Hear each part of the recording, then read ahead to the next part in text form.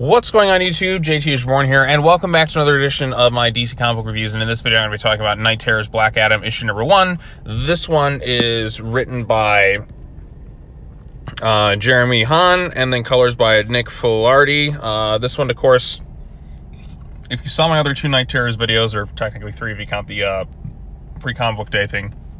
But in essence, I will recap it once again, because this little text box is on every single one, it seems. A mysterious and deadly new villain named Insomnia has struck. The entire world has been forced into eternal slumber, including all the heroes and villains, as Insomnia searches their dreams for the Nightmare Stone. Can the heroes survive being trapped within their darkest fears? And this one, so I did one with Batman. This is one with Black Adam. Now, unlike the Batman issue, which is tied directly into First Blood issue 1, because the Trinity kind of went off and did their own things, Black Adam's kind of off, like, kind of an offshoot, if you will. He's off in his own little world. He wasn't there to see Insomnia, so he's kind of like comes from a different place within the story than where Batman was. But in essence, he's off doing his Black Adam stuff, and he ends up trapped in this nightmare realm once again, and he faces all these nightmarish creatures and his innermost fears. And then part of that includes like losing his powers as Shazam, or just like, you know, Shazam. There's a talking cat at one point. Now, I got to keep in mind, I have not been reading the most recent Black Adam stuff, so I'm only coming in to this story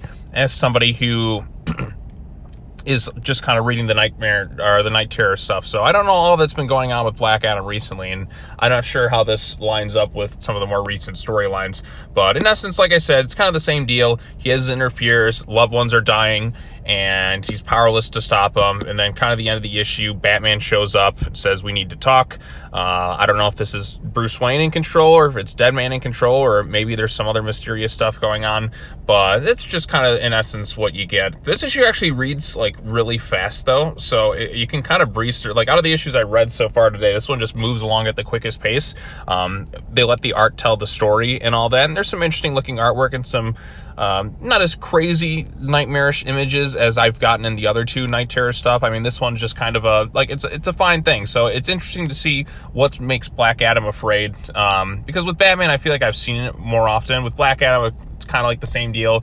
He's the protector of Kahndaq. He's not exactly the most squeaky clean character in the DC universe, like, you know, villainous anti-hero type roles. But he does, like, he does have his morals, and like he protects like the ones he loves, but he has no hesitation to do some dark things to maintain that.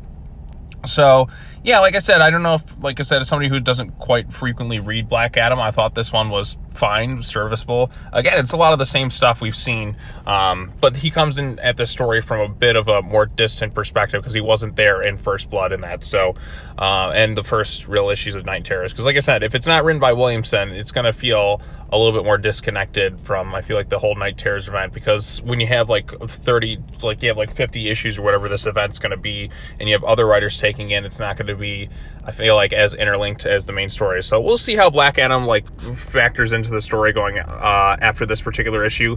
But as it stands, it was a quick read.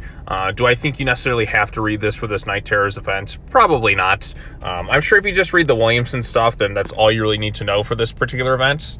But like, as it stands, I thought this issue was just fine. Artwork is pretty good, but again, I haven't been reading Black Adam, so I'm not as invested in his character and what's been going on with him recently. And because he comes into the story a bit more distant than the Batman stuff, there's not as much of a link.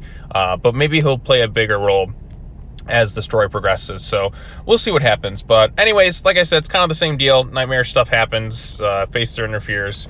But Batman kind of shows up at the end of this thing to see how he's going to tie into this event. So, all right, well, that's all I have to say. If you have any thoughts on this particular issue, let me know in the comment section down below. Be sure to like this video, share it with your friends, subscribe to the YouTube channel for more content, and the bell for notifications. Next time, we'll be talking about the Poison Ivy issue, and then after that, it'll be Ravager and Joker. So, in case you can't tell, I'm going alphabetically in terms of like the issues I'll be talking about as this event unfolds. So, yep, look forward to all that stuff. See you next time. Bye-bye.